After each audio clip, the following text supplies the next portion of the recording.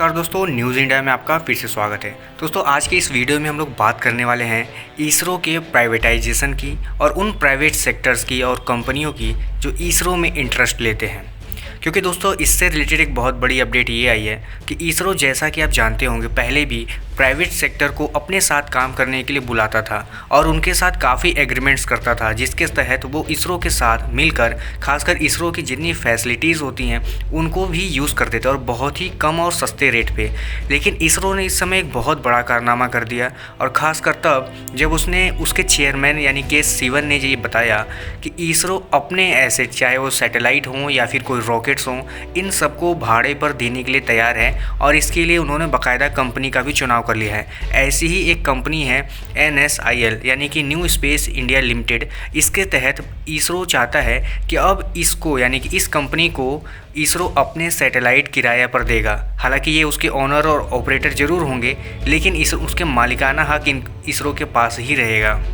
आपको बता दें कि इससे पहले ऐसा होता था कि ये सारी प्राइवेट कंपनियां इसरो से उसके सैटेलाइट वगैरह को ख़रीद लेते थे, लेकिन अब इसरो चाहता है कि ये बहुत कॉस्टली होता था और उनके बजट के बाहर निकल जाता था ये सब। लेकिन अब इसरो चाहता है कि उनको सस्ते रेट में ये सारे सैटेलाइट हों या रॉकेट हों, जितनी भी प्लेटफॉर्म्स हैं इसरो की, सिर्फ किराए पर दे दें और उनसे एक अच्छा खासा अमाउंट लेता रहे और उनका भी काम चले। और इसरो जो चाहता है कि प्राइवेट सेक्टर्स को बढ़ावा मिले, उसका ये प्लान भी सक्सेस हो जाए। अब आपको बता दें कि ये जो NSIL है, ये कॉमर्शियल आर्म है DOS कंपनी की, यानी कि ये अब इसरो से उनकी जो सैटेलाइट है वो उनको लीज पर लेंगे और अपना काम चलाएंगे।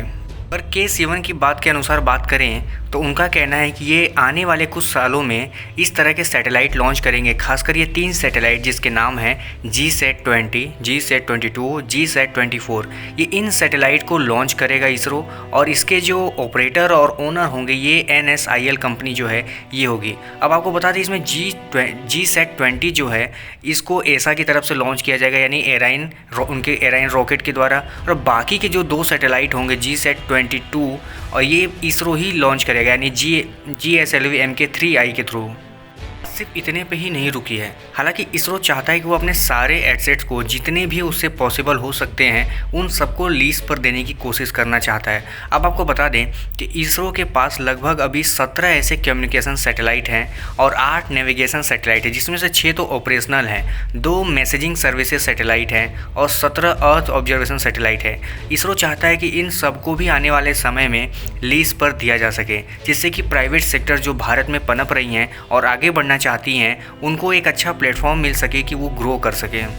इसी के तहत GSAT-24 को, जो कि यूरोपियन स्पेस एजेंसी के द्वारा एराइन रॉकेट के थ्रू नवंबर या दिसंबर, यानी कि इस साल के नवंबर या दिसंबर में लॉन्च किया जाएगा। लेकिन GSAT-20 जो है वो 20 और 24 जो है अभी वो प्रोडक्शन में है, तो यानी कि आने वाले समय में इसको इसरो ही लॉन्च करेगा, वो भी GSLV Mk3I के थ्रू। अब आपको बता दें दोस्तों कि ये सिर्फ इसरो बस इसलिए कर रहा है ताकि जो प्राइवेट सेक्टर हैं उनको एक बढ़ावा मिल सके, क्योंकि इसरो भी चाहता है कि जैसे अमेरिकन स्पेस एजेंसी यानी नासा है, वो अपने यहाँ पनप रहे छोटे स्पेस एजेंसी यानी कि SpaceX हो और बाकी जो कंपनियाँ हैं उनको बढ़ावा देता है, और वो भी एक उसके पावरिंग में बहुत मदद करते हैं, क्योंकि ये बहुत बड़ा मुनाफा कमा कर देते हैं अमेरिका को। इसलिए भारत भी चाहता है कि ऐसे बहुत सारे प्राइवेट सेक्टर हों जो इंडिया के ही हों और इंडिया में काम करना चाहते हों, तो उनको बढ़ावा दिया जा सके ताकि इसरो का कुछ लोड कम हो, कुछ काम ये प्राइवेट सेक्टर्स कर ले। क्योंकि इंडियन जो सरकारी वर्कर होते हैं ये उतने फुर्तीले नहीं होते हैं जितने ये प्राइवेट सेक्टर वाले होते हैं, और इनका जो वर्क होता है वो बहुत जल्दी कम समय में हो जाता है। तो इसलिए प्राइवेट सेक्टर की अगर आने की बात हो रही है तो सिर्फ काम को जल्दी और बेहतर ढंग से करने की जो साजिश है उसी के तहत हो रही है। इसरो के एक रिपोर्ट की बात करें तो ये बात सिर्फ सैटेलाइट को लेने तक की नहीं है। NSIL जो कंपनी है वो इसरो से प्रपोजल मांग रही है, यानी दे रही है, रिक्वेस्ट कर रही है इसरो से कि हमको अधिकार दीजिए कि हम PSLV जैसे रॉकेट को भी मैन्युफैक्चर कर सकें। यानी PSLV रॉकेट का जो प्राइवेटाइजेशन है उसके लिए भी तैयार है ये सब कंपनी, यानी कि आने वाले समय में सैटेलाइट हों या रॉकेट हों, ये सारे प्राइवेट सेक्टर्स के द्वारा बनाए जाएंगे, ऑपरेट किए जाएंगे।